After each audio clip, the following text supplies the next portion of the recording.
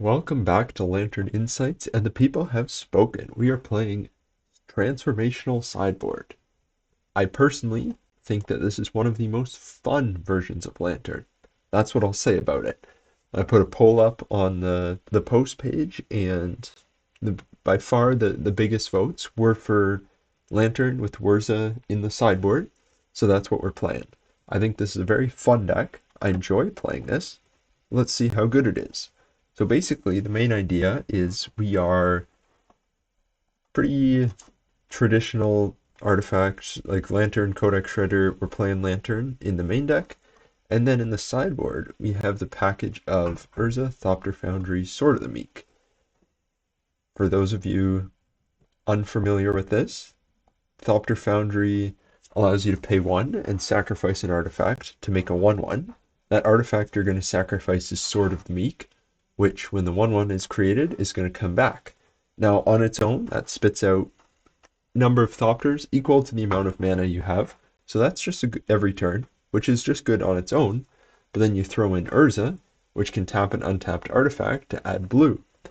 One thing that's important to note with playing this online is that were we to play this deck in paper, you would absolutely play one copy of Jace Wielder of Mysteries for the combo, because then that lets you, all the Thopters tap for mana, you spend your entire deck, and you play Jace and win right away. Unfortunately, on Magic Online, it's way too many clicks. You'd never get it done. It's basically what I've seen from the Whirza community, and from playing with it, yeah, it can be a ton of clicks. So in order to have to do this 5 times for every card, it would just be way too much. But the basic idea is they bring in all their stuff for Lantern and Codex Shredder, and then you just combo them out of nowhere. The one downside to this is they're both artifact-centered decks, so if they bring in a bunch of artifact hate, it is still going to hit you post-board, but that's not a question we're going to dwell too much on. We're going to focus on the positives of potentially being able to combo someone out.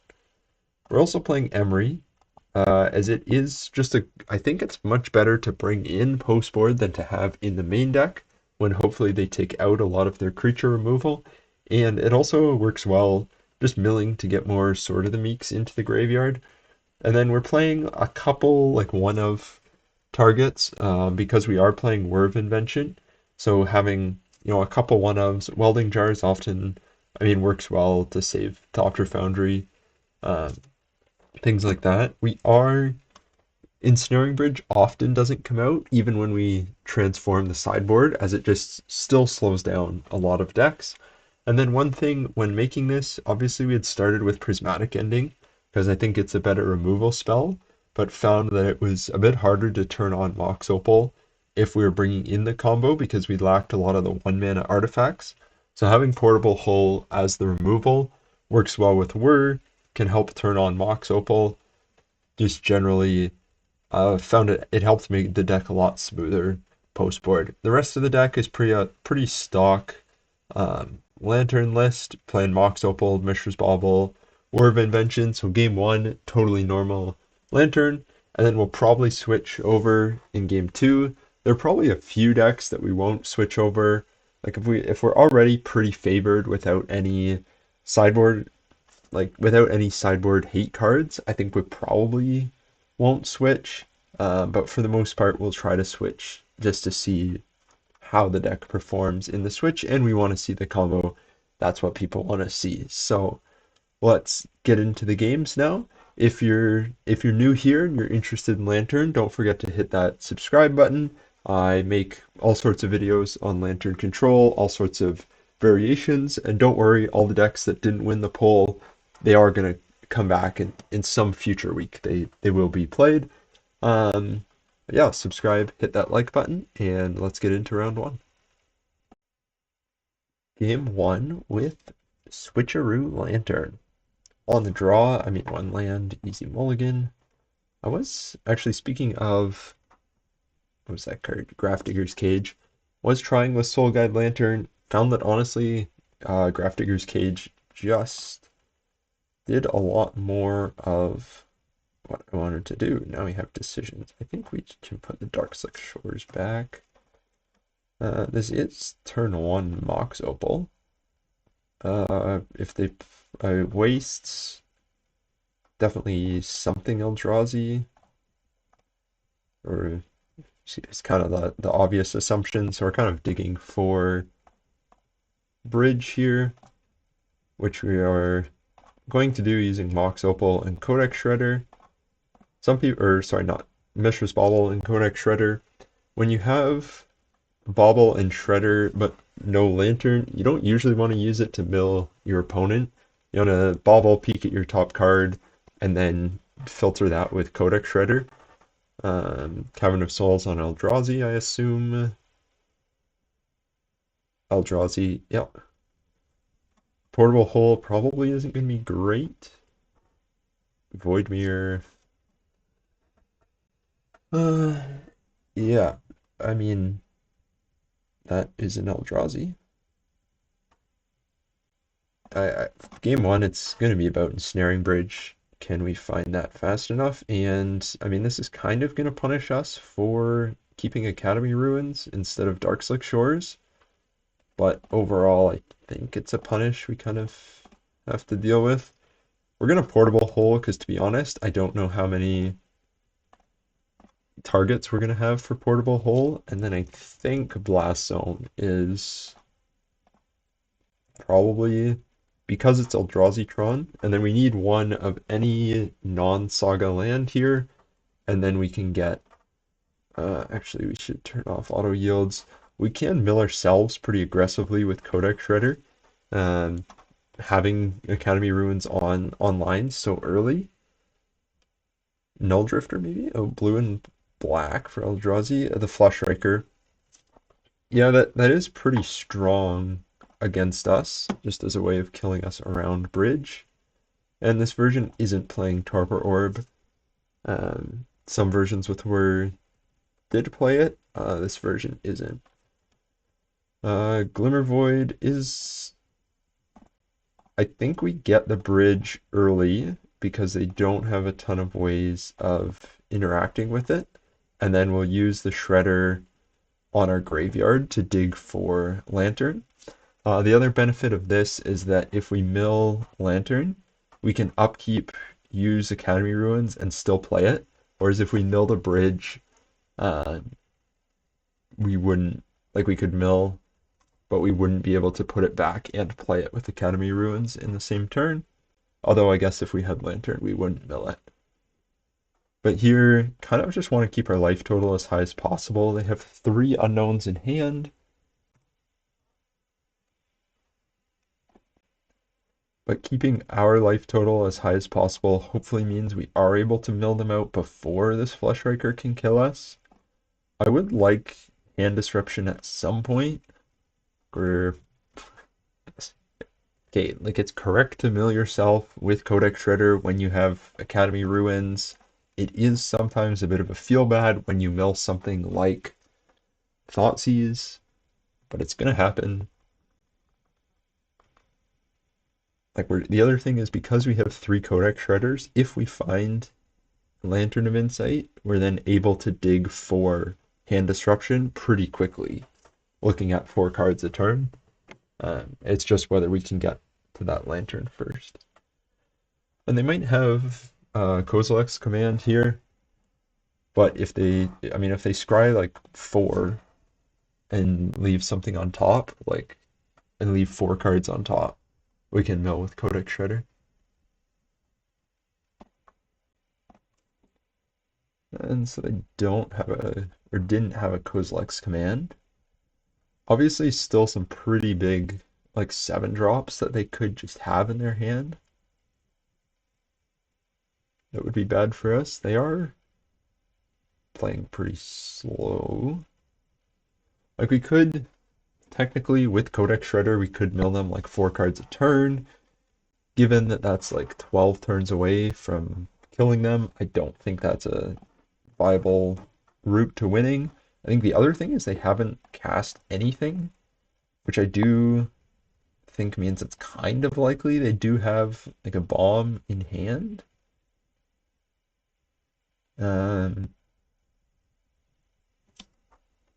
So Do they probably have something like 7-drop in hand? Yes. I don't know why they're tanking on us playing Codex Shredder. Maybe they're playing Kozilek's Command now?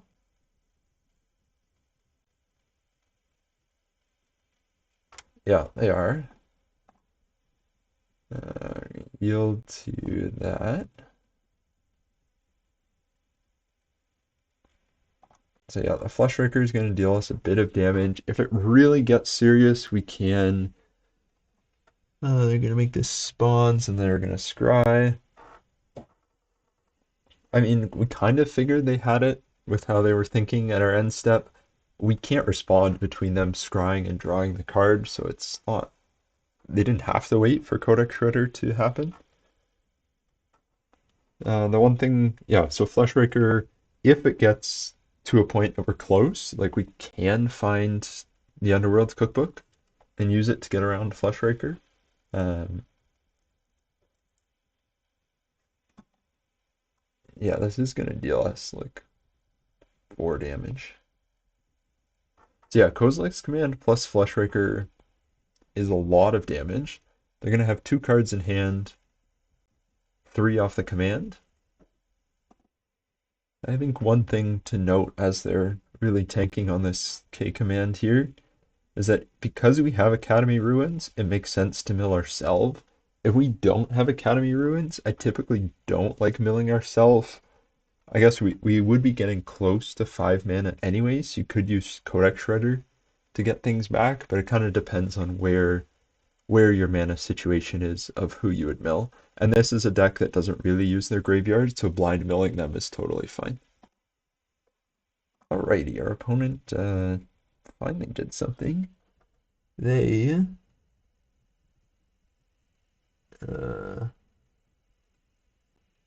described 4 to the bottom. I guess that's a good sign. And then we are going to mill a lantern, which we are going to put on top very quickly. So it kind of becomes what did they have in their hand that can beat us? Which there definitely are cards.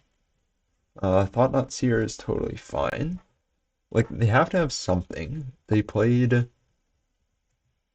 didn't play anything for multiple turns, so either they're obscenely flooded, they have more K commands. I mean, with Pixis here, we are going to be able to mill them for like 4 cards a turn, which can hopefully outrace the Flush Raker. All of that, of course, is unknowing of what they have in their hand, as we have not gotten a chance to look at it yet. And we just win. Okay, they had nothing in their hand. I mean, that's... I'm not going to complain for a second about that. So, we're bringing in Voidmere for sure, and then we are going to do what we came here to do. Sword of the Meek, Thopter Foundry, Emery, Urza. Emery, obviously not mandatory to bring in. I usually just bring her in. A, she's a really good card. B, she helps facilitate this combo. Pexis, you're coming out. Pithing Needle's gonna stay. I mean, we didn't really see any targets for it, but I think in general it's still very good in this matchup.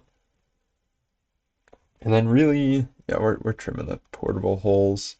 Like Chalice on 1, you can find, like if you cast War of Invention on Chalice on 1, or Chalice on 2, which we care about more. Honestly, Chalice doesn't bother us as much with this setup, but it can still be useful there. There are a few situations where you could leave Codex Shredder in. We typically don't at all. This also isn't a version of the deck that I play that often, so I'm not going to say I know every interaction with it that there is. So something funny that I noticed is this is actually the same opponent that we played against when playing Sultai Whir. So match 5, with that Sultai Whir deck, we 2-0'd him. I think we got a mulligan to 6. We have our 1 copy of Basic Island. I hate basic lands so much. Like you have to play them, but they're just bad whenever you find them. So this is a mulligan. But I keep track of. I mean, this is a mulligan too because of Glimmervoid. Maybe we should fix the mana base a bit, like change the mana base. I think it's fine. Anyway, I have a document where I like track all of our results, a nice Excel sheet, and as I was typing in his name, well, sideboarding, uh, it came up as like it filled. So we've played against him before. Vexing Bauble. Ah, it's gonna shut off. Mishra's Bauble. We can't play Glimmervoid. We can't play Mishra's Bauble. Well, this could be the battle of Vexing Bauble versus Voidmere. Vexing Bauble really like. Okay, I know it just shut off Mishra's Bauble and it'll shut off any Mox Opals we draw. That's it. Good thing he didn't go another Eldrazi Temple here, although Cavern of Souls is kind of annoying as it'll allow him to cast Eldrazi. Um, but all of our lands produce colored mana anyway.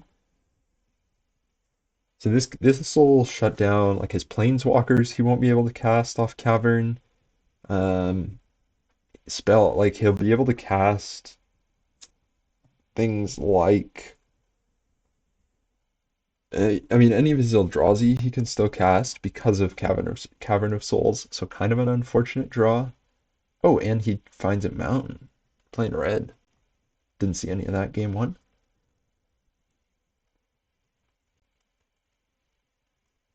But in general, both Vexing Bauble and Voidmere are usually not great into Lantern. Yeah, he's gonna see that our hand is pretty terrible here.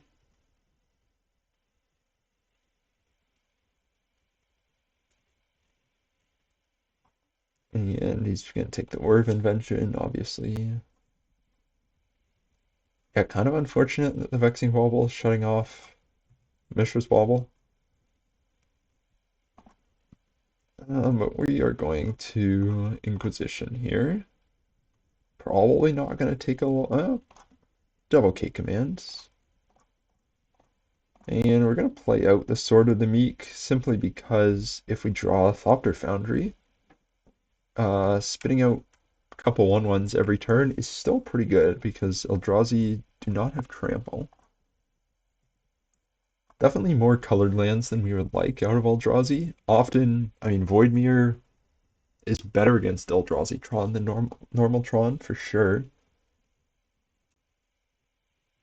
One unknown in hand. Well, they are going to start bashing us for 4 on a nice 5-turn clock. Maybe they'll cash in the Vexing Bauble. We'll be able to play our Mishra's Bauble.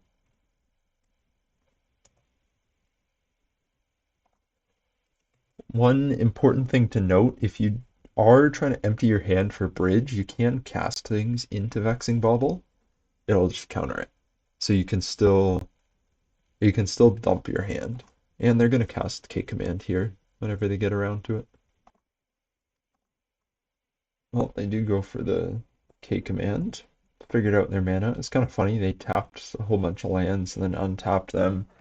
Yeah, this is kind of one downside to Voidmere, is that with the Cavern plus Mountain, it doesn't do a ton. Still think it's worth it because realistically they're not playing that many mountains and they are probably playing a full set of caverns.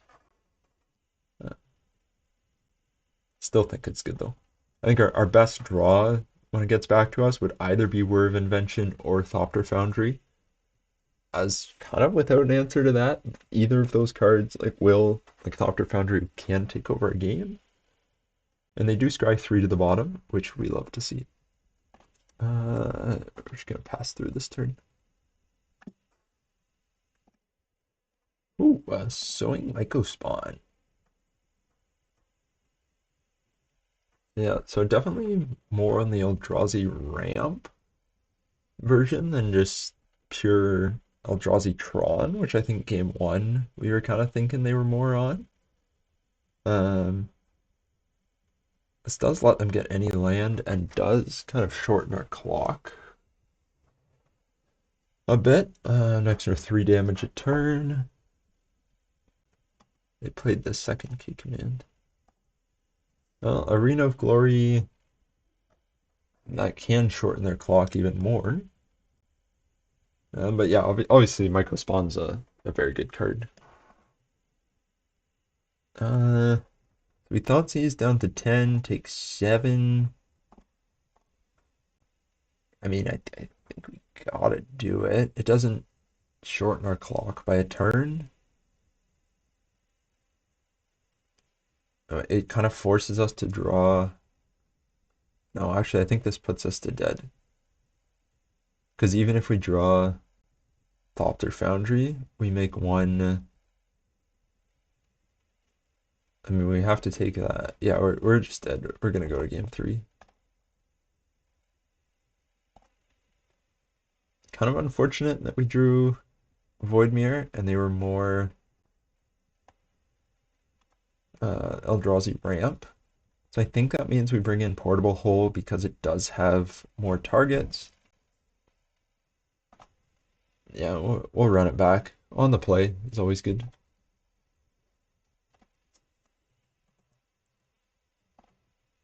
I do wonder if they'll change up any sideboard stuff. They did see Sword of the Meek, but that was kind of it.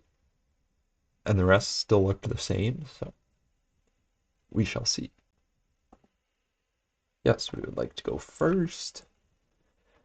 Turn 1 Needle, turn 2 Foundry, turn 3 get Sword of the Meek. I mean, I will take that.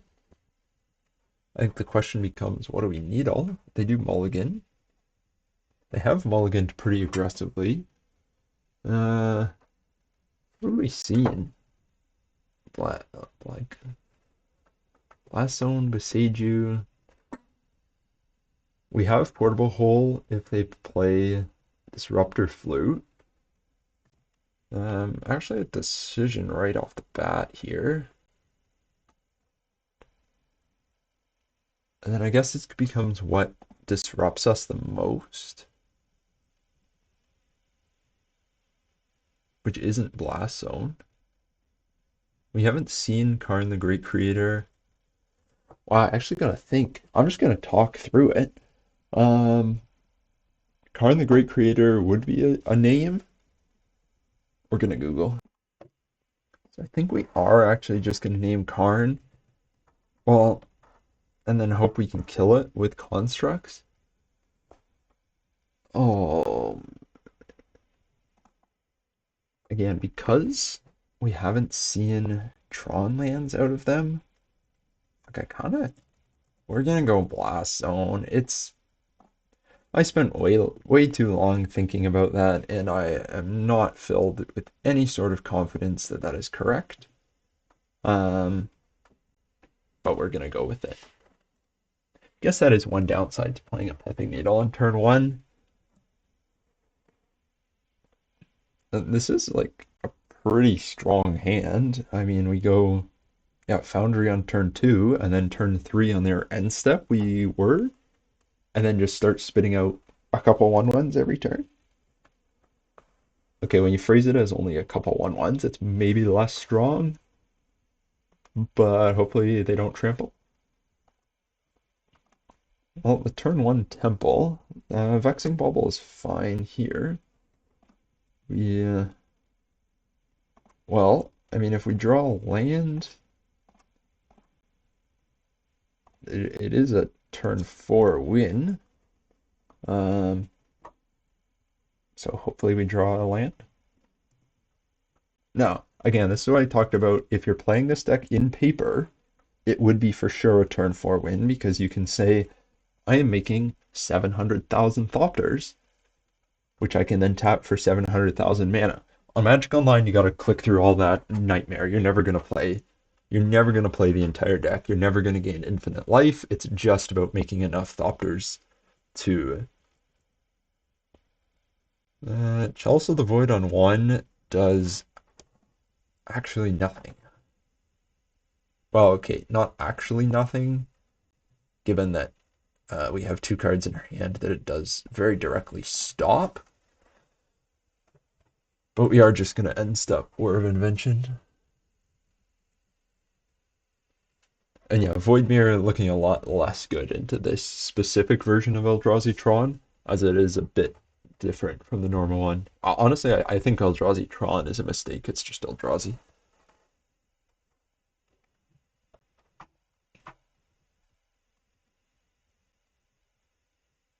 Oh, wow. I mean, okay, they're just casting it for they just get a land. They don't get to kick it. That is big. It's a 3/3 that ramps them one or ramps them two because they probably get Eldrazi to oh they get Ugin's Labyrinth. So like yeah, it gets them 2 mana. Not as bad as exiling something of ours. And kind of good that we only have one portable hole that we sided out, because if we draw a second Word of Invention, we still can get it um, to get rid of the Chalice. We are gonna Word of Invention for Sword of the Meek, and then hope for a land. Maybe one that's less tapped. Um, yeah, we'll just start spitting out tokens eventually. And the saga, the construct token that comes with Urza can get pretty beefy, I think. Now the question is, should we have named Ugin with Pithing Needle? We shall see.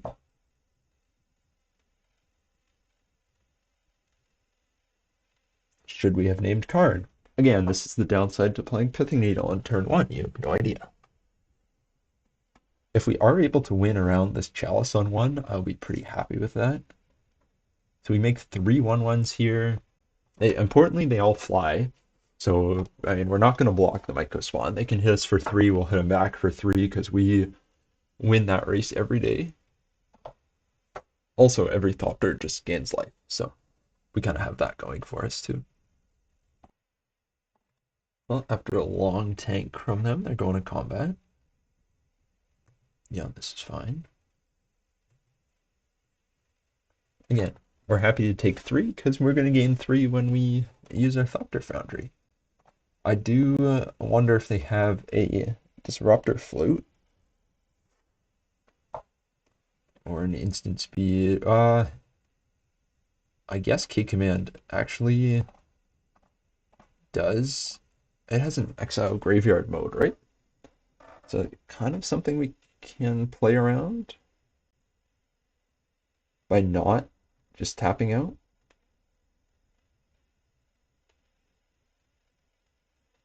Yes, they are able to play it to exile. However, we can respond and would respond by sacrificing the Pithing Needle because it's not that important right now. So we can activate it multiple times because we obviously kind of need the Sword of the Meek in order to do our thing, which I assume is what they're thinking about now. They're kind of skipping through, going slow. I'm just gonna move my mouse around up here. Always yes, always yield. Yeah, there's never a situation where you don't want to get it back. And yeah, here, perhaps could have. Blue, one colorless Urza.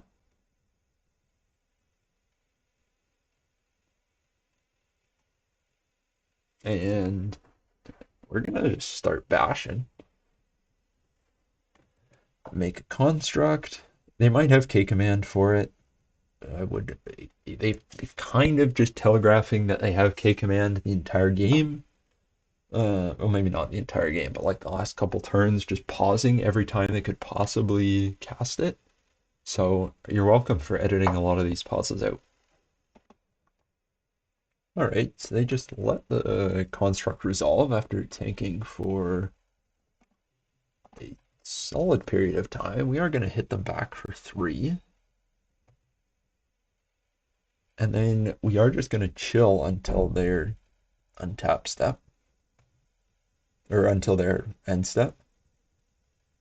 Um, they are, like, they have to have K command. It does feel a bit weird saying K command referring to Kozilek's command and not Culligan's command, but I guess that's where we are, 2026. They're paying a bunch of mana for what I can only assume to be K command. We will make infinite, well, not infinite, we will make a bunch of Thopters in response. If they do something. They might exile a construct token because it's 1 mana. They're just gonna make 1/1s and then scry X and draw. Okay, I mean, do they know it has the modes of? I mean, they could have killed. Yeah, they could have killed Urza. They could have tried to interrupt the combo. I mean, it wouldn't have worked, but they could have tried. Maybe they're digging for better interaction.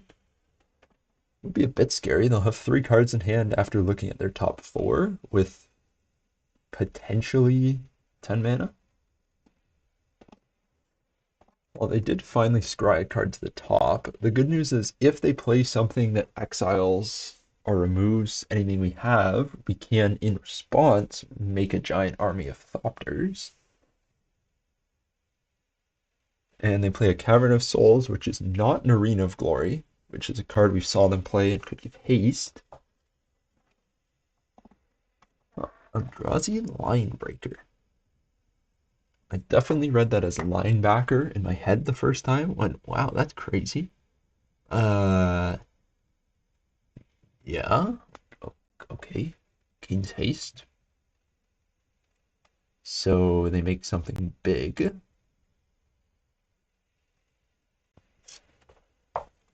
Again, we are very much going to kill them. They need something to interrupt the combo, stop us from attacking, shut off our graveyard. Even though we can combo at instant speed. I honestly think, yeah, I guess last turn, if it was in paper, we would have won already. Probably going to say that a whole bunch of times throughout the video. This is not. I mean, they're going to bounce and exile something. This will leave them tapped out. They're going to exile the Foundry and bounce the construct. So I'll be back when we have an army of tokens. Alright, so we made tokens for a while, and they conceded to us making tokens, as obviously we're just going to make a huge army of flyers, could do this all in response to their trigger. It would have exiled it, but honestly, pretty good win for the Transformational Sideboard. I mean, that is definitely what won us the game there.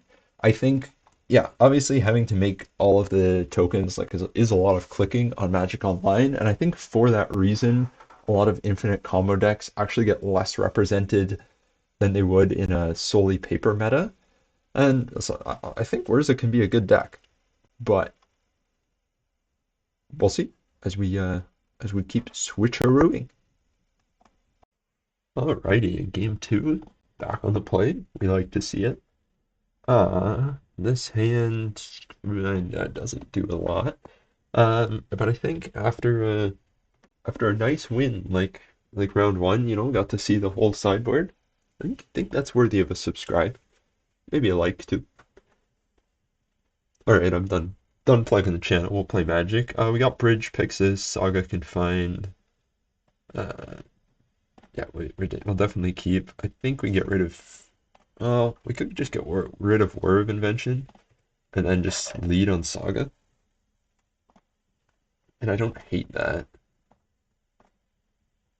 And then we'll see what Pithing Needle might be good against in this matchup. No Mox Opal to make the Urza Saga turn on a bit faster, but I think that's fine. Alright, they led on a Ragavan. which we draw the perfect answer to, and leads me to think energy. Yeah, we're gonna portable hole. Like, the thing is, if it's energy, it's like Goblin Bombardment. Flooded Strand is maybe like Domain Zoo. I think, like, against Zoo, Pithing Needle doesn't have a lot of targets, so we're gonna play it on Goblin Bombardment and hope that that's fine.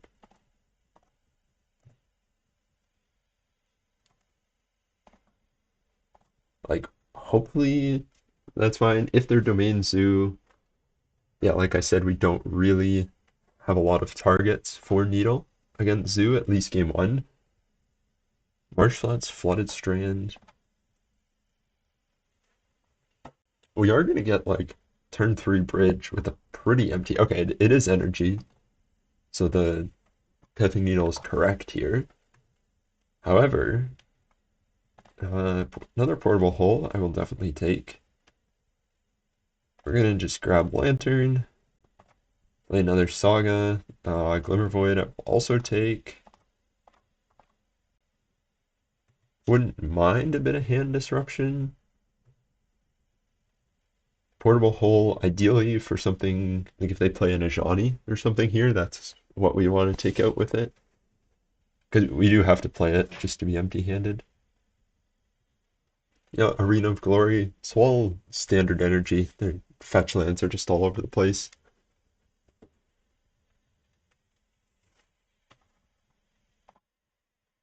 Yeah, they're just gonna run out their Guide of Souls. I think we're pretty fine with all of this. Well, triple Ocelot Pride. I mean, that would be a fantastic draw if it wasn't for Ensnaring Bridge, which is going to be online next turn. Two unknowns in hand. I mean, we're going to take two here. I think we just yield through. We do want this land that's on top. And they are going to have a ton of triggers on their end step. But we're just going to nicely F6 through all that. Mox Opal is on a decent draw because it does give us that third land. I think we just take out the Guide of Souls because it's more creatures. We can't really afford to hold it for Najani. But three Ocelot Prides on their own, they do need like a Guide of Souls or something to trigger it. Oh, pretty good Pithing Needle. Yeah, I'm just saying. Yep, Ragavan. I mean, really, it's like, is one of their last two cards in Ajani? Is their last unknown in Ajani? We don't know. Goblin Bombardment, totally fine with them drawing. But we're going to get a Codex Shredder here, and like, provided their last card isn't something that kills us. Codex Shredder, like if it's Flage, if it's, I mean, sorry, Flage is fine for us in this situation. I think the only thing we'd maybe care a bit about is Ajani. But it could be Flage, Lightning Bolts, Galvanic Discharge, and they just concede. All right, they know what they're doing. They know it's over. Now, the question here is if I was just playing to be as spiky as possible, I would probably bring in Welding Jar, cut a Pithing Needle, and just run it back. But that's not what we're here to do. We are here to play Thopter Sword. So that is what we're going to do. One thing I might do is bring in Thopter Sword for game 3 if we lost game 2. Emery, and then we do want the Welding Jar. We are going to keep Ensnaring Bridge because it's still a very strong card against them.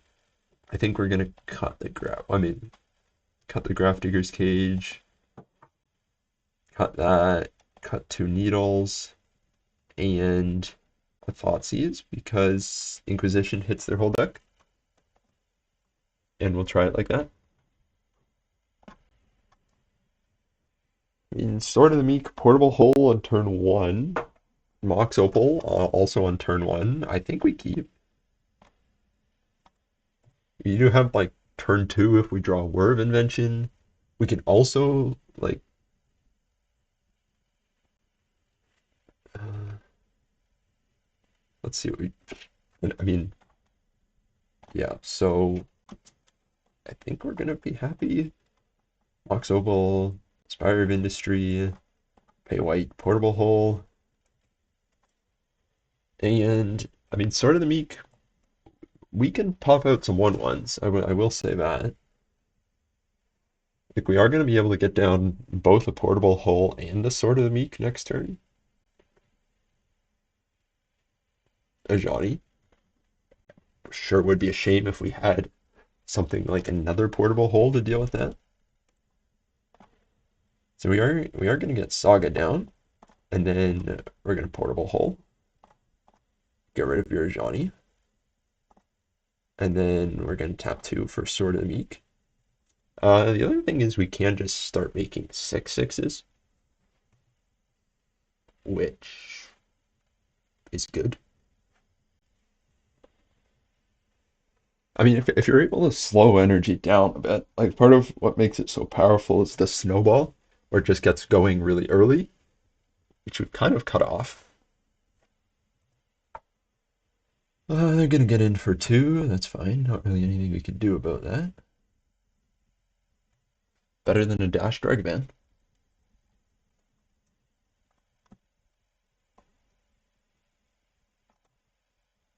Yeah, go do what you need to do. Fable. I mean, yeah, Fable's a good card. I will take anything slow here. Give us a bit of time to get set up. Urza here. Now the question is, do we just play Urza because we have 4 mana, or do we make constructs and then play Urza? Urza comes with a construct. What's better against? I mean, obviously, if they have Wrath of the Skies, we're pretty cold to that anyway. So I think we're gonna just jam Urza. Hope that they're not playing Wrath of the Skies. We could spin the top card, but I don't think that's necessary right now. Again, discard two. Discard Flage. Yeah, Wrath of the Skies does hard wreck us as Guide of Souls and Ajani both come back, so I guess that is one downside to Portable Hole. They discard 2 lands. Kinda just looking for Copter Foundry now.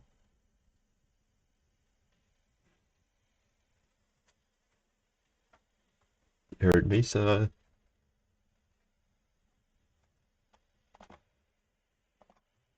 Alright, Ocelot Pride. Good card, not in this situation. I think the fact that they are playing things out means that it's maybe less likely they have a Wrath. Raven Charm. Yeah, that's. I mean, yeah, Urza down, but that's not an Urza Saga down, so I'll take it. One card in hand here for them.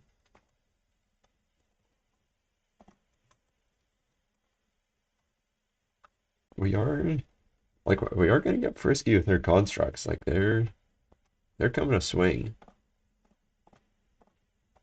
And then I don't. We probably get Welding Jar with the.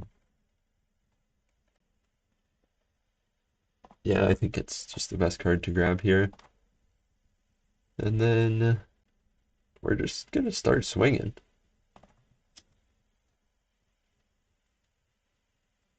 Fetch a Surveil land. Yeah, just missing that Thopter Foundry. They're gonna graveyard a Charma. Doesn't do a lot here. They do have 2 8/8s crashing in. And the goal is to just not let them gain life. So like if they want to attack with the pride to gain life, we will absolutely block that. And then next turn we can swing for lethal or some chump blocks. Okay, Fable's a good card if we can keep everything else off the battlefield. It's less of a well, okay. They're gonna have some 2/2s. I mean, really just finding Thopter Foundry pretty much locks things up here. And with how aggressively they're playing out cards, I think that is only a good sign for them not having Wrath of the Skies. And then we're gonna go to combat. Do we hold one back so that they can't, like if we attack with 2 here, they can block with the tokens and then get in with Ocelot Pride, so I think we just attack with 1. Although we are gonna have to start attacking with 2. Or if they just take it, then they're forced to sack 2 creatures every turn. Bit unfortunate that they can gain 2 creatures every turn. So maybe we sacrifice this bauble here. I think the fact that they're still lethal attacker, even at 7. Okay, they're drawing to Marsh Flats. We just wanna find a Thopter. So they're probably discarding Marsh Flats. Yeah, and Ragavan makes sense. I guess if they Reflections with Kiki Jiki Ocelot Pride to then swing with both of them, we will block the we'll block the real one.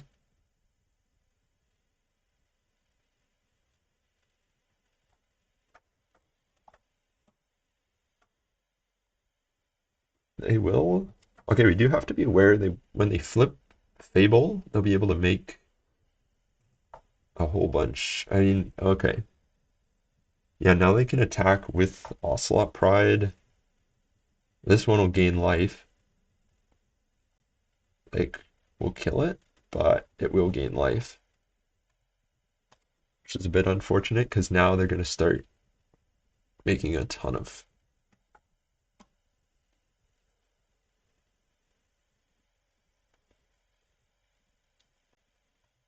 Yeah, so they start making cats. Name of the game hasn't changed. We gotta find Thopter Foundry. I mean, I guess we can cast it. Just the land. Still looking for a Thopter Foundry. I mean, we swing, they block, then they get in. Do we attack here? I don't think so. Very, very flooded this game.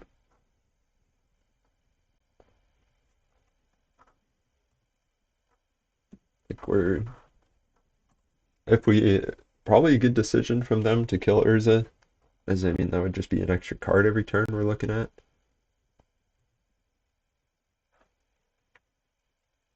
But then we do have to be aware here in our end step, they can reflection, copy reflection, make a whole bunch of 2/2s and go really wide that way.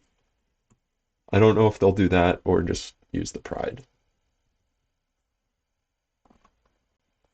They are gonna make a copy of Kiki, but that has to tap to use its ability. Again, a totally wrong time to do this. Unless Ocelot Pride makes copies, they're not gaining any life. Might maybe they have a Goblin Bombardment, but they've played. It's got to be Goblin Bombardment.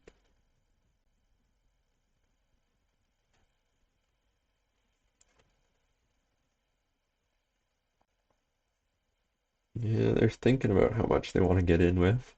They can't get in with too much because we do have lethal if one creature goes through. Yeah, so yeah, you're gonna block. Like we're looking for one of our copies of Invention. We still have four of those left in the deck, and we still have three Thopter Foundries. There's still like 7 cards that get us out of this. Although that's pretty good.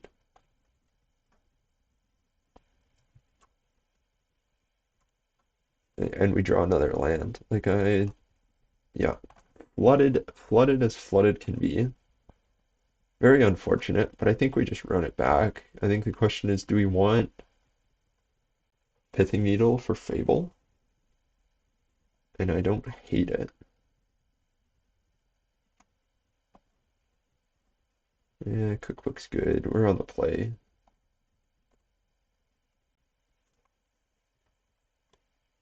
Like there were a lot of turns there where we could have drawn something not a land and been pretty good. So hopefully on the play we can get it back. Well, we have Portable Hole, Sword of the Meek, Double Emery, but I think the fact that it's one land, not even guaranteed to cast Emery on turn 2, I think we gotta just mulligan. I mean, I'll take this. We're definitely popping the bauble. So we're just gonna lead on Thoughtseize. Ensnaring Bridge, I think, is a still fine card in the matchup. Yes, I know we're not on the Lantern plan anymore. We're gonna take, honestly, probably taking the Goblin Bombardment. I think it's kind of seals the deal here. Yes, they're gonna snowball pretty hard, but if we can empty our hand for bridge, it'll give us a number of turns to find the combo. So they're gonna go Guide of Souls into double Ocelot Pride. Don't get me wrong, very good start for them. Oh, okay, they're gonna go Ocelot Pride into Guide of Souls, Ocelot Pride. Well, actually, they're gonna go nothing. Yeah. Maybe should we wait until... I think part of the reason to fire it off that quickly is for mana efficiency, where we want to be able to play bridge with few cards in hand so that we're able to just play those cards out quite quickly. They're gonna go Guide of Souls, Ocelot Pride. So that's gonna get the snowball going. That's fine. Maybe we'll draw a Mox Opal here. Another Thoughtseize. We're looking at Voice of Victory mystery card.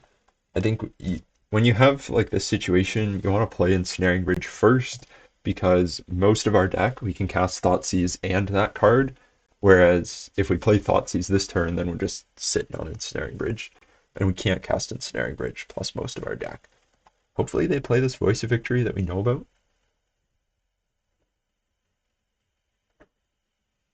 Like that second line of text, we really don't care about that much. Like it stops War of Invention at instant speed, and that's it. But then we're gonna try to just hide behind Ensnaring Bridge until we draw some more gas. Emery would be one of our best draws here. Just get her going with Mishra's Bauble.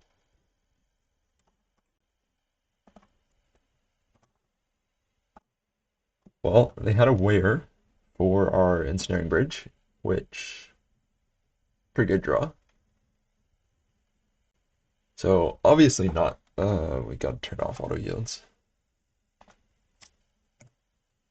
We will be using Mishra's Bauble here.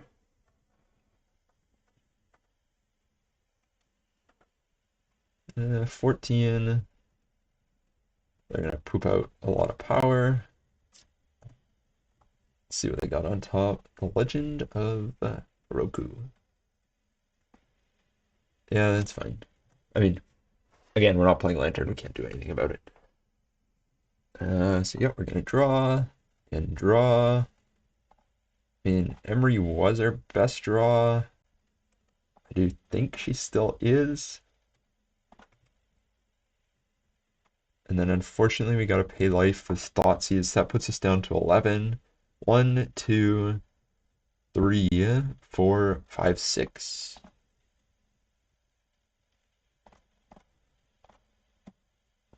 We'll take the Voice of Victory,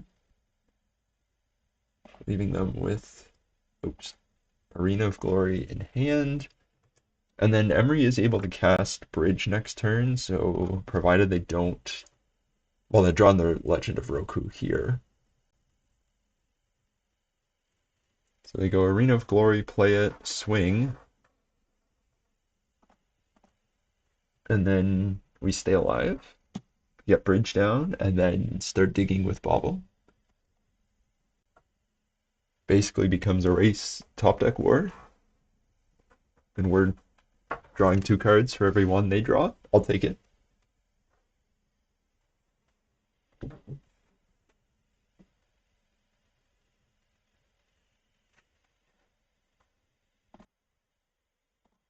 Yeah, they're gonna play the Legend of Roku.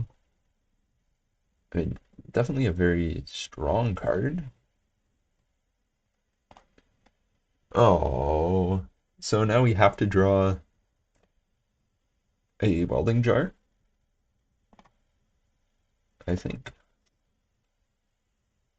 The fact that they are tapped out does actually mean they can only attack for 3 here.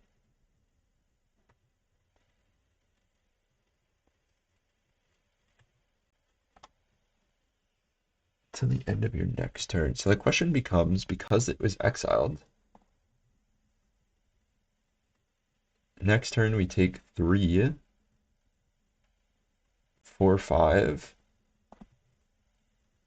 I think, yeah, they can definitely go wide enough next turn. So, welding jar.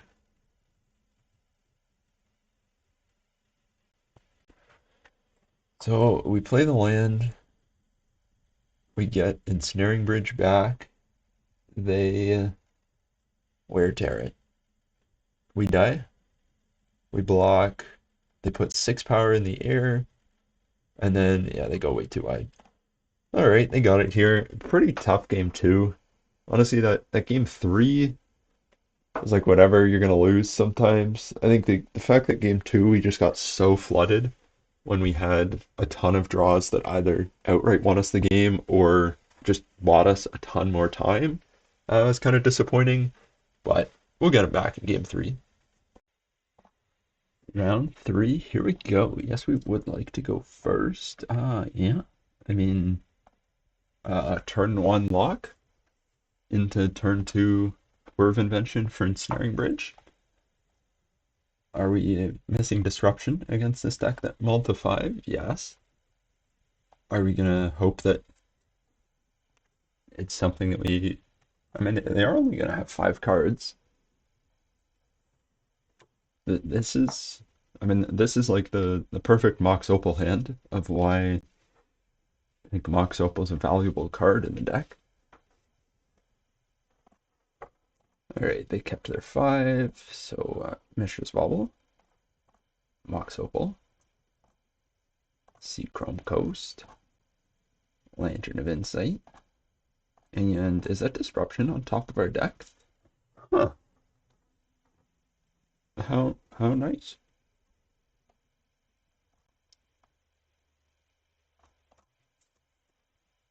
Sometimes things just work out well. We probably... I mean, obviously this is good. They're going to be down to 4 cards in hand. Ooh, and the... Ah.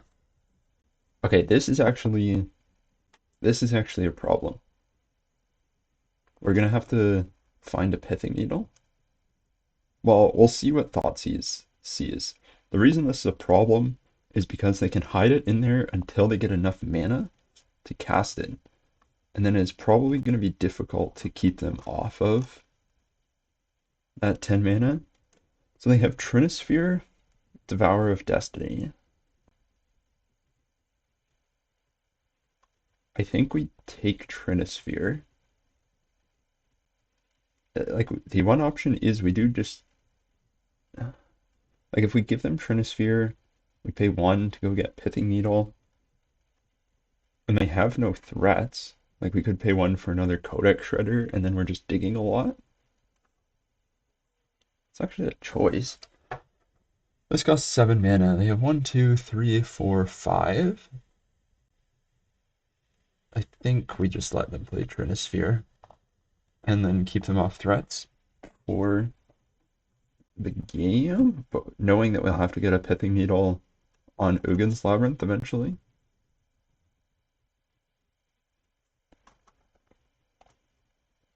But again, like we're playing one spell a turn anyway, so it's not a huge deal. Like, yeah, Trinisphere is annoying, but I think we can play through it pretty effectively.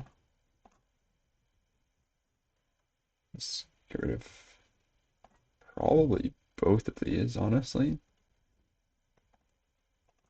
Because, I mean, if we're gonna be needling Ugin's Labyrinth, Codex Shredder is beautiful. 3, Codex Shredder. Portable Hole doesn't really hit a thing. Do we let them have this expedition map? Probably.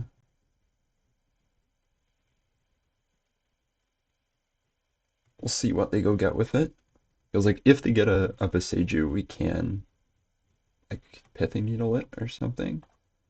We probably don't want Portable Hole, but I think we'd rather just use it to stop their bad draws. And then we'll whir for something here, probably depending on what expedition map gets. I mean, Karn, we are not going to let them have.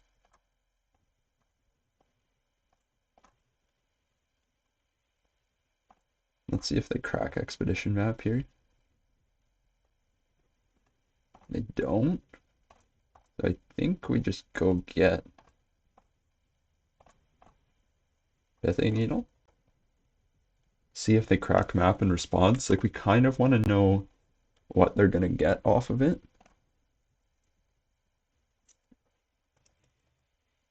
Ugin's Labyrinth.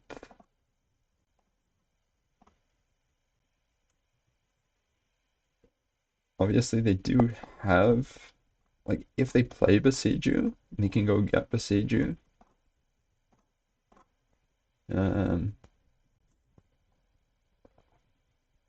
Which is kind of bad. But now we can load a lot more through with Ensnaring Bridge.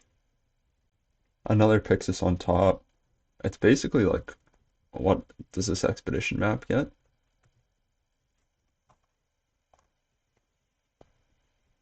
Power plant. Okay, they're just powering up Tron.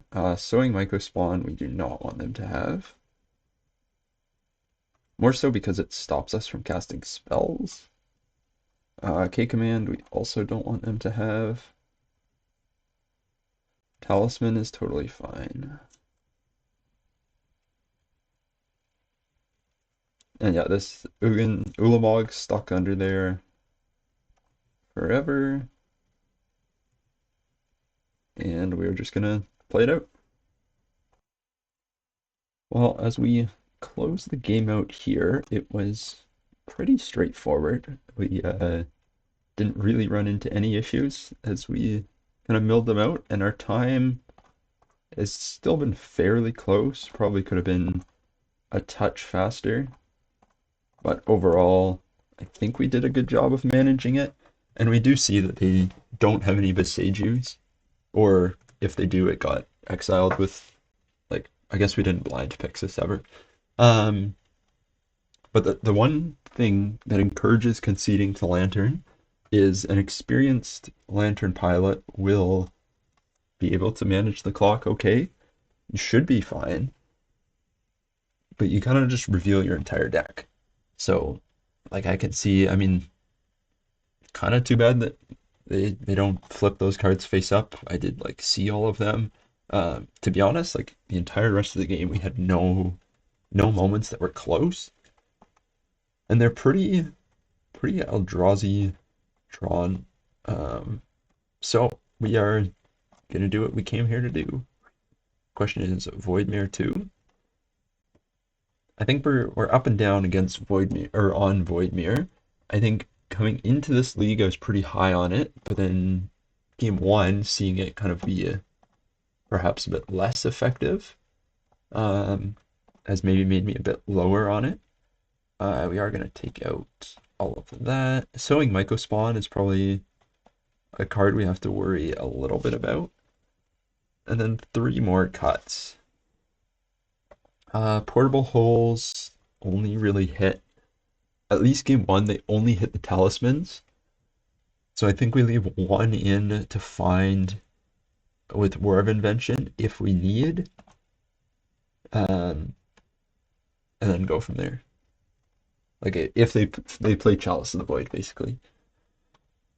We have Thopter Foundry.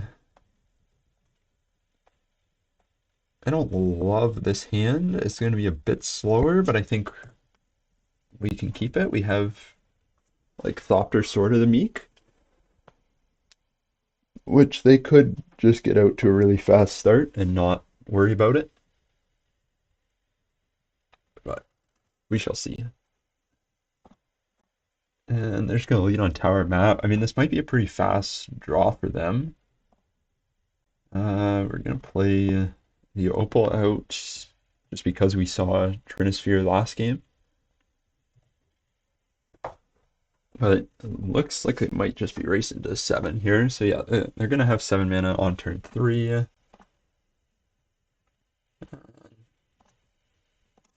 Yeah, let's see what they got. Wouldn't mind a Mishra's Bauble to turn on. I mean, ask and you shall receive, I guess. So then we're gonna white, blue, Thopter Foundry, which will then turn on Mox Opal, which will then Thoughtseize, and see hand of. Huh. I mean, yeah, we will see one of the Tron hands of all time. I don't know. I'm not a Tron player, so maybe I guess yeah. You keep Tron, hope you draw into threats, and that's probably correct. We are going to be able to Whir of Invention for. Okay, Talisman of Resilience. Probably play the other Talisman. So they have Power Plant and a Mystery card. Oh, now we gotta count. So we play 4 for Urza. Comes with a construct that gives us 3 artifacts that doesn't let us tutor. It doesn't let us tutor for Sword of the Meek. So I think we play Whir of Invention for Sword of the Meek end step, and then untap Urza and make a ton of constructs. Or not constructs, Thopters.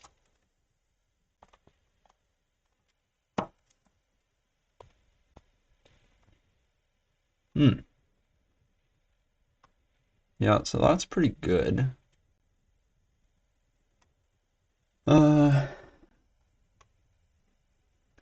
Yeah, so we don't really want them to have that. That kind of punishes our Urza line. I'm just thinking about, do we sacrifice it here to make the 1/1? And I think so, because we'd rather have it exiled than in the graveyard. So we're going to sacrifice itself. Yes.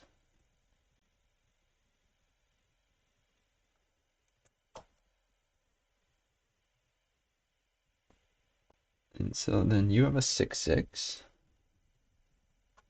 But then we are going to Whir of Invention for another one. Blue, blue. So yeah, good. Timely draw of Devourer of Destiny. Voidmere doesn't do anything because they have these talismans. So we are just going to grab the Thopter Foundry. Okay, we have 2 options here. We can Inquisition their last card, which is probably a land. I think we just play Urza. 1/1, Urza. So yeah, very, very timely draw for them. And then I think we probably crack Bauble on the upkeep. Kozilek's Command. Yeah, that's pretty good.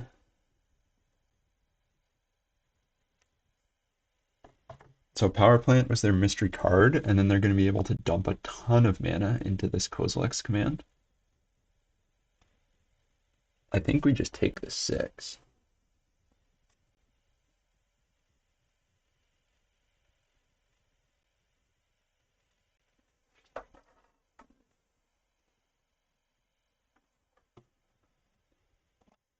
Alright, so they're just dumping a ton of mana into it right away.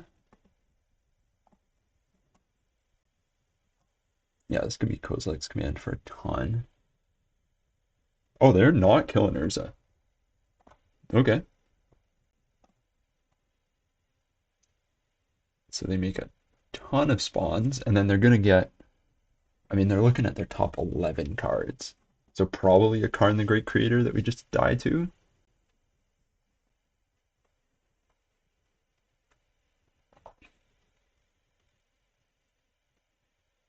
Would have liked to find an Emery. She would have actually been pretty good in this game.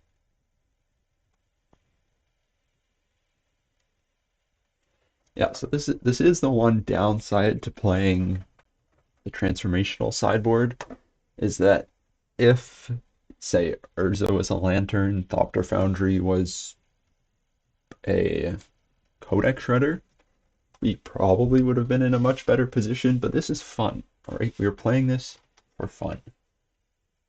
And waiting to see exactly how many they scry at the top. Like, if they scry 5 to the top, we're probably just dead. Because they have all the mana. Yeah, not looking good.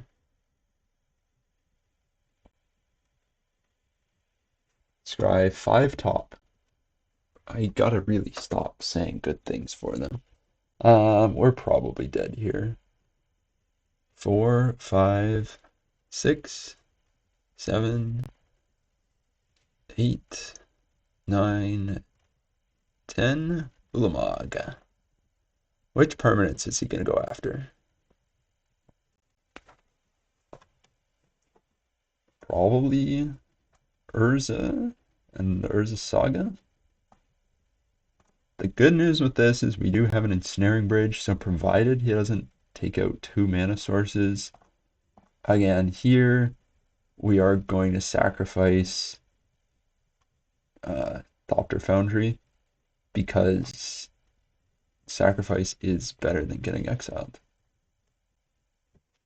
Because at least in the graveyard we still have a little something. But yeah, not a very good position here. Yeah, we're just going to take 6. And they don't even have any cards in hand for this. So yeah, we do draw off Bubble. And then we're going to float mana. And maybe grab Pithing Needle to name Ugin. Like, it's basically just what might they have on top. And I think Ugin is a good candidate for a card they would have left on top. So then we're going to play Ensnaring Bridge, Darkslick Shores, and get in for 2.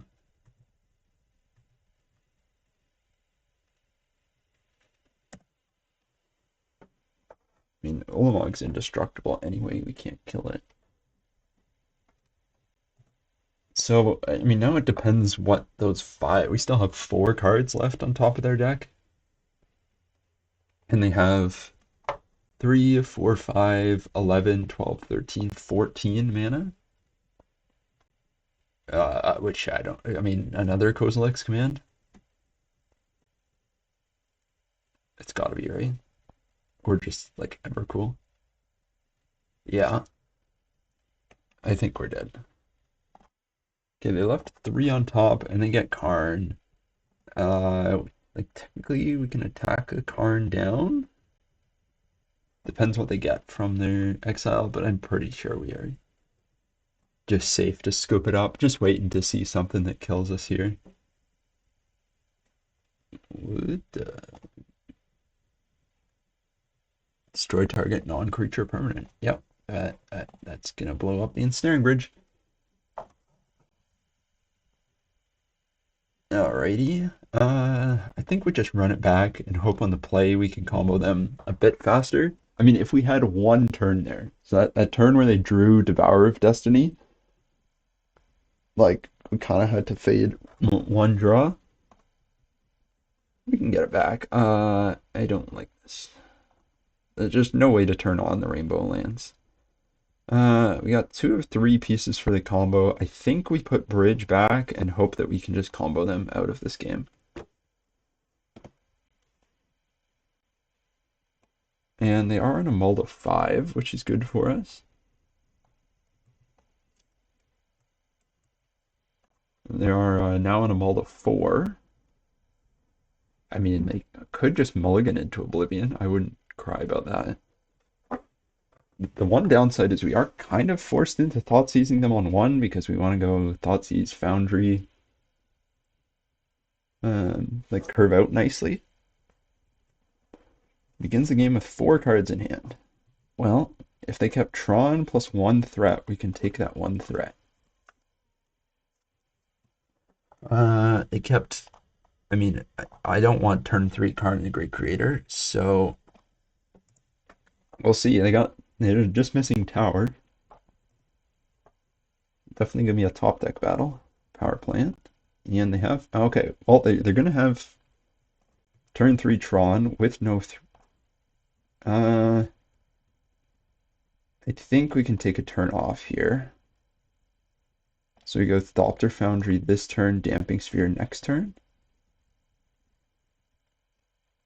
Yeah, so they're gonna play mine, activate map to go get Tron, but then we're gonna play Damping Sphere.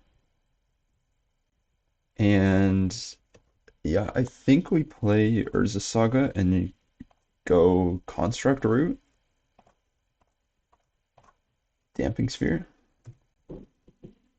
knock them back down to 3 mana. And yeah, we're basically one Sword of the Meek away from. Yeah, you're gonna go get Tron. Yeah.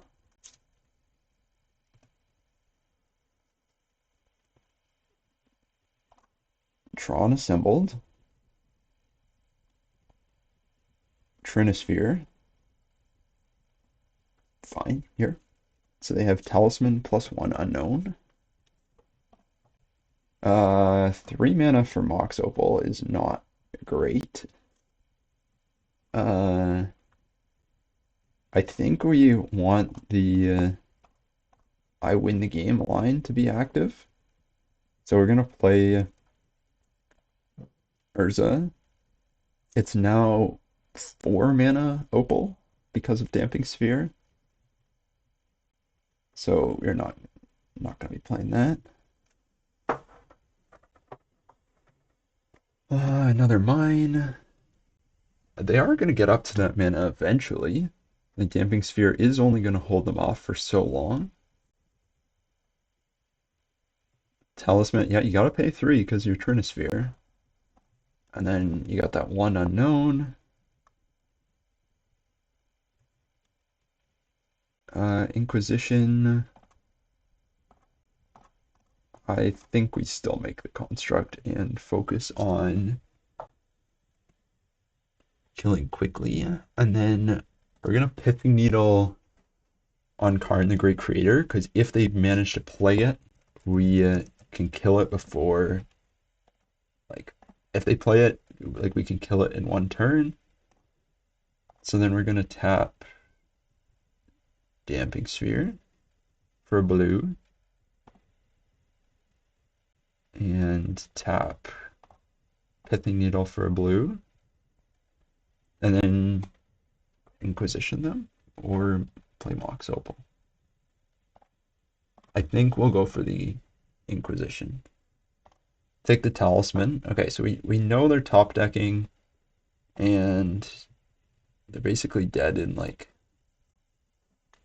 a turn. It was a land. That's good.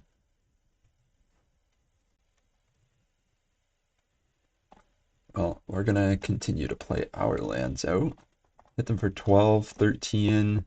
We that's kind of a punt actually. Well, we could have sacrificed like Damping Sphere or Pithing Needle on their upkeep to give us one more flyer,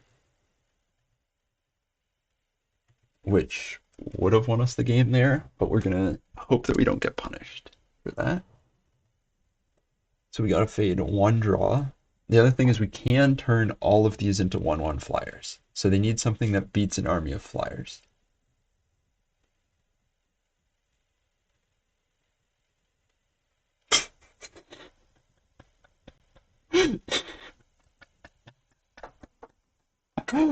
Oh man. Yeah. Sorry. So they killed themselves with their Talisman of Resilience because we did hit them to one. Um, that's a pretty awesome way to win the game there. We are currently 2-0 against Eldrazi and 0-1 against Energy. But I'll take the win here. Urza won the game there. Urza Saga, all connected to win the game. Um, but let's get into game four. Well, we ran into some video issues with match four. As you probably noticed, I record the videos at different times. I don't necessarily play all 5 games at the same time, and then I put them together. So round four, I hit start on the match, and then when I went to start the recording, there's all sorts of issues. So I was like trying to get it going halfway, ended up just having to restart my computer. So the game's lost. We did win the game. It was against Ruby Storm, so I'm going to spend like 2 minutes talking through it. Game one, we had Portable Hole, Whir of Invention. We were on the draw, kept a pretty solid hand. We Portable Hold Ral right off the gate. We then used Thoughtseize to take a second Ral that they had in their hand. So they had no cost reducers. We used Whir of Invention to find Grafdigger's Cage, which kind of prevented them. When we Thoughtseized, we saw that their hand was like double Past in Flames Wish Ral. So we took the Ral. Then the next turn, we actually had 2 Thoughtseizes. Um, so we cast the second Thoughtseize to take the Wish, leaving them with 2 Past in Flames in hand. And then I guess the only really interesting play from that game is we delayed Urza Saga until turn 4. We could have played it on turn 3, but that wouldn't have let us hold up Whir of Invention. So we waited till turn 4 and then used Whir to go get Grafdigger's Cage. And then from there just killed them with constructs. Game two, we brought in the sideboard, and then our opening hand was this plus Sword of the Meek. So this was our opener on the draw. They turn one like fetch land. We go coast, opal, bauble, sword, or opal, bauble, bauble, Sword of the Meek. They untap, go ritual into Brotherhood's End. So we fortunately hadn't passed through the turn, so we were able to crack both baubles. And basically we like both were at 0, like they were at basically emptied their hand to do that because I think they mulliganed down to 5. So they basically emptied their hand to do that. We ended up ripping a Damping Sphere. So I think on turn 3 we played a Damping Sphere, drew an Urza Saga, which allowed us to then win by constructs again. They did find an answer for the Damping Sphere. They drew a Prismatic Ending, but it was too late at that point. We like they had a couple draws in there where they did end up having 2 Ruby Medallions and an Artisan's Talent, but we used the Portable Hole on the Artisan's Talent because there wasn't really any way to keep them off mana at that point. But then we faded like 2 draw steps and had pretty big constructs attacking pretty quickly. So that's how round 4 went. We're going for the 4-1 in round 5. Hopefully no issues with that recording, but thanks for sticking through this. It does mean the overall video will be a bit shorter, so not totally a bad thing, but let's get into round 5. Our 5th and final round, we are starting against Sir something here. Opal does let us cast all the hand disruption, but like always, I do not think all the hand disruption is a particularly good hand. It will stop you from losing the game, but it will not win you the game. Uh, yeah, that should be good. Drop a Secret Foundry into Ragavan. So probably a rematch against Energy. Well, that is kind of perfect. Um, yeah, have really been liking Portable Hole. And honestly, like Ragavan is one of the biggest reasons that I like Prismatic Ending over Assassin's Trophy, and I think the same goes for Portable Hole. Yeah, so it's definitely energy here. Um, it's just going to be a matter of can we get a bridge down in time? But Lantern plus Pixis to hopefully cut them off answers to bridge, but then also let us dig for bridge. As this voice is gonna make him this is a slower start than energy can have. I mean, obviously we disrupted it a bit. Ranger Captain, I think we're okay with that. They probably this is yeah, Guide of Souls. I was about to say this is maybe less energy focused than some decks. I was very wrong about that. It is very much just energy. And let's see what's under Codex Shredder. Well, that is perfect. Because what we can do here is go, well, I meant to play Codex Shredder, not Aspire of Industry, but we were playing it anyway. It does kind of shut down Pixis. So we take 3, 4, 5, 6, 7, 8. Assuming they can activate Guide of Souls. And then we take another 2 here. I think we take the Guide of Souls. Voice of Victory is fine. We're going to play Ensnaring Bridge next turn. And then their 3-card hand is that. And I think we can beat that. Flage, then his for 4, 5, 6, 7, 8, 9. But we get Grafdigger's Cage. And we're sitting at 7. Yeah, I'm fine with that. They can Ranger Captain. That would be something to know. Is if they sacrifice Ranger Captain on our upkeep, we won't be able to play this Ensnaring Bridge, but then we will be able to make a construct token to hopefully survive a bit longer. Um, I don't know if they would go that route or not, but we'll see. They played the Marsh Flats. Ragavan on top. Again, they're going to get in for a lot. We don't totally want to mill them if we don't have to.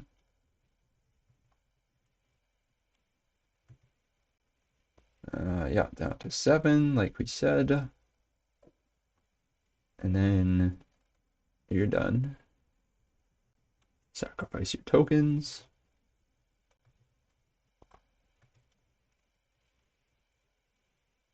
Yeah, so is sacking the Ranger Captain, but that still lets us get the bridge in hand, and then still lets us make a construct.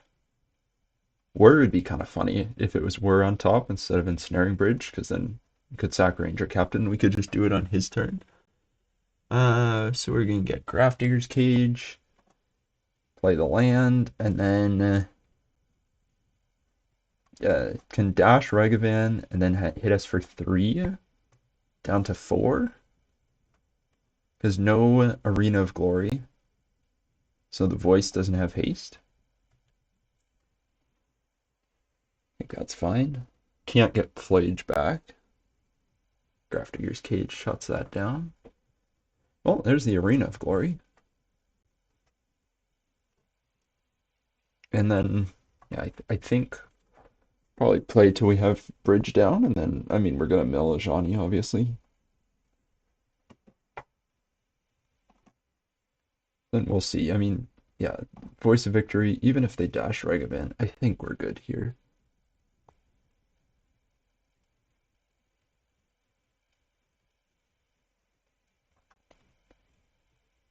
Yeah, dash Ragavan. We're gonna block Ragavan and take 3. Like, you know we can cast, like, Boogie. No cards in hand. Obviously gonna use the Codex Shredder to get rid of that. And then Bobble's kind of perfect. Yeah, we're not gonna let them draw it, but we will. We want the Bobble, so cast Bobble. 1, 2, 3. Snaring Bridge. And Pixis. Alright, and we'll see you for game 2. Well, I said we'll see you for game 2, and then like 10 seconds later they conceded. They drew the play-ins. Again, they knew what they're doing. This isn't who we played against earlier, right? No, no, no. And again, similar to round 2, where we couldn't draw land to save our life, we're gonna bring in the combo. Hope that it works a bit better. Hopefully we get less flooded, because we have played against energy already. But yeah, just taking the combo out. Let's get rid of our lanterns. I kind of like leaving in that 1 Pithing Needle. And then in terms of cuts, maybe we actually don't bring Emery in.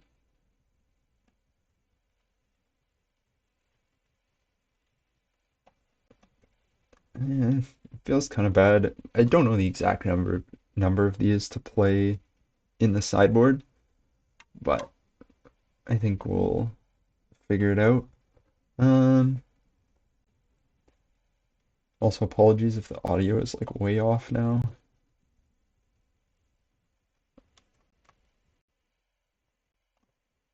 And then I guess we'll just trim a Bobble. Yeah, something like that should be fine. Again, sideboarding with a transformational sideboard, not something I do all that often. I mean, we have Sword of the Meek. It's kind of the one part we don't want to have. I'm gonna mulligan here. I like this a lot better. Not a super fast Emery, but the rest of the hand is a lot better. And if we draw any, but we got like 8 0-mana artifacts, still can get her down. Okay, they lead on planes, so holding a Wear Tear. And that is good for next turn, because it'll let us play Emery. Yes, very correct. They were holding Wear Tear. So they kept the all hate hand. I think we take Wrath of the Skies, leave them with Wear Tear, because we can always get a Welding Jar later. Um, yeah, they really kept a hand that doesn't do anything.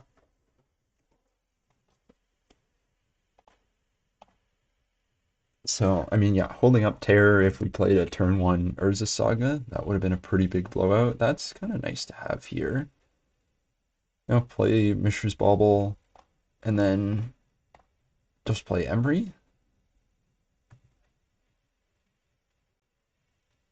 Double Thopter Foundry. Interesting. Let's see what they do here. We do kind of... Okay, Ajani, so they can kill Emery, but it's going to take their whole Ajani. They can also flip it right away, which is kind of annoying. Yeah.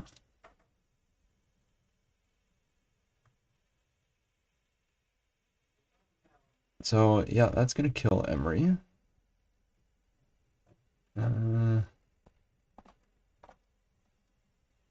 Bloodstained Mire on top is good for us. Cookbook and Inquisition.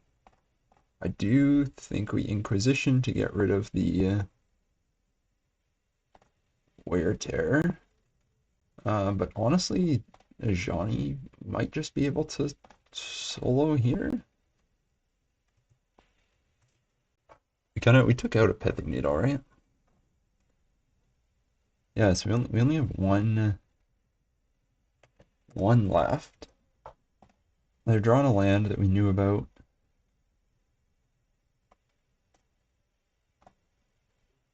Yeah. That's, I mean, yeah, Johnny might just be enough to raise the saga. Still no white mana. Snaring Bridge. And then I think we're discarding here just to kind of get under. Each opponent chooses an artifact, a creature, enchantment, or planeswalker, and sacrifices the rest. So, I mean, yeah, that ultimate is pretty good. Kind of want him to tick up for it, though. It's only at -4. He's at 3 already. That's pretty good.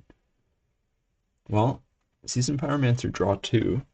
Game 2 might be slipping away from us again. That's all creatures. And we're just dead. Yeah, well, Ajani and Goblin Bombardment kind of soloed him to victory there. Do we want the other Pithing Needle? And Grafdigger's Cage shuts down Flage, but we can outgain Flage with Thopter Sword. So maybe we go like that. And then run it back. On the play this time. But yeah, Energy is a good deck. We can't keep this. We saw last game, they're like if they have Wear Tear on one, and if we just never draw land, we never play the rest of our hand. I think we get rid of the Academy Ruins.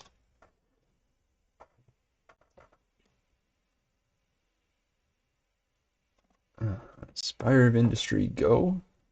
And then, yeah, Thopter Whir, again, is the combo that we're going for. And they're starting off slow. And that's a good card to have. Mox Opal. White, blue, Thopter Foundry.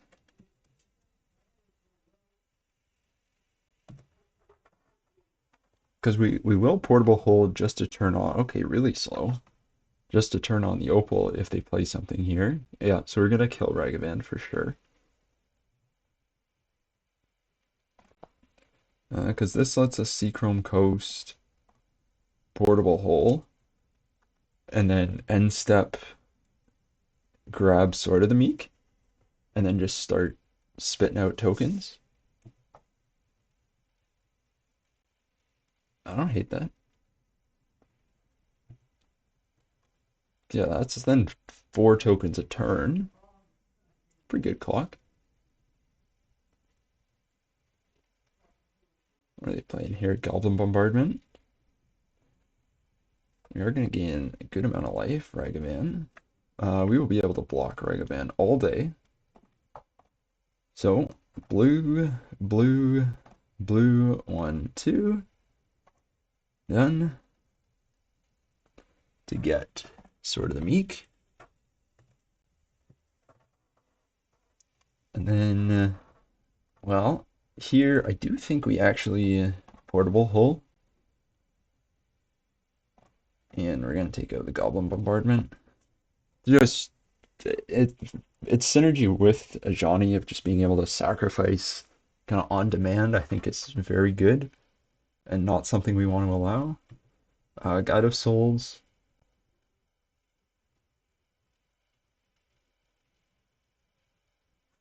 Well, we're going to make some 1/1s.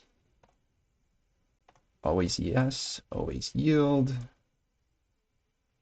And then pay 1, sacrifice this guy. And then pay 1,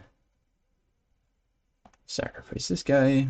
It does destroy, so we're fine with it going to the graveyard, and then that goes to the graveyard. Can't attack with Regiman, we're pretty happy with that.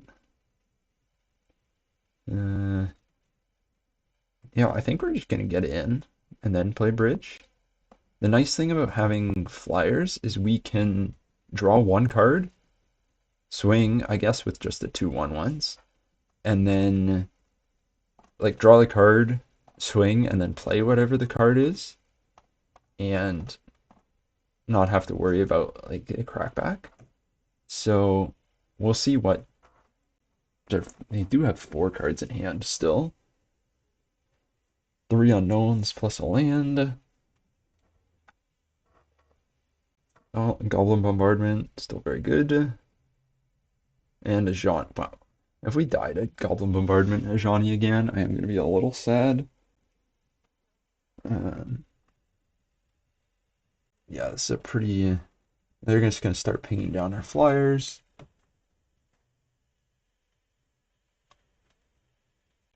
And yeah, they're going to gain a bunch of life. Might be slipping away here.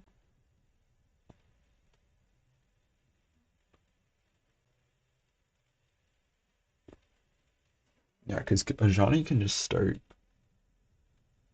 like dealing us for 3, 4, like every turn. Wow. And so we would have... The problem is if we run it out, it just gets smoked by Ajani. So I don't think we can. That's too bad. The good news is we can hold it, and then if we draw Whir of Invention, we can go off at instant speed. But yeah, this is just gonna dome us for 3. Pretty fast clock. Goddess Souls can hit us for 3. They have 1 card left in hand. They have 3 damage on board. So we're functionally at 12.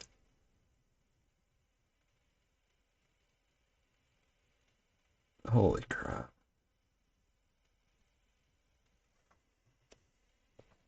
Well, looks like we're gonna lose to Ajani and Goblin Bombardment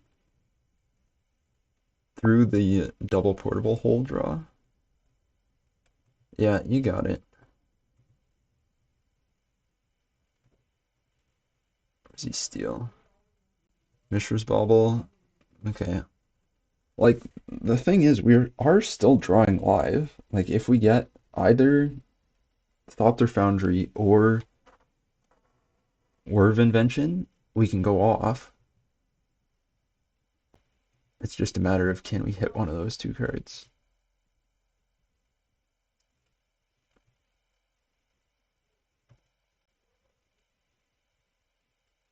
Academy Ruins. I don't think buys us enough time. Like, we're gonna play Urza here. Blue, blue, 1, 2, Urza. Which then comes with a construct. But I think he can still just dome us for enough. 1, 2, 3, 4, 5. We can spin Urza once. Or we can put... Okay, this flies. So this is 4, 5, 6, 7, 8, 9, 10. Ajani domes us for the rest. So we are... Like, we're dead on board. Tap that. Tap that. Unless we spin into exactly Thopter Foundry. Yeah, they got it. Well, tough one there at the end to energy. Yes, let's get rid of that. So we'll talk about it. Both of our losses came to energy, and then 2 of our wins came to Eldrazi Tron. But let's get into some wrap up. So let's talk about the deck. And overall, we went 3-2 with both of our losses coming to Boros Energy. And I think like we were very close in both games. Had the chances, just kind of needed either to fade one draw for them or to hit one draw from us. And the sideboard transformational nature, it was fun. We never like we did win some games with Urza, won some games making tokens and things. Never kind of got the full kill with it. I guess that first game, I guess we made a lot of 1/1s. So it was a cool idea. I think this combo is a more viable paper than online combo just by its nature of how many actions go into it for winning with Urza. Um, so more viable in paper, and yeah, it was fun. There were definitely some games where I probably wouldn't have switched. Like I would have stayed with like the main deck and not done the transformational stuff, but for the video, you don't want to switch it up. But overall, I was pretty happy with the deck. Honestly, Portable Hole seemed great. Um, Although I guess you could say that one of the matchups we really want Portable Hole for is Boros Energy, which we lost to twice, even with a bunch of Portable Holes. So we kind of got smoked by um, Ajani plus Goblin Bombardment. So maybe he needs more Pithing Needles.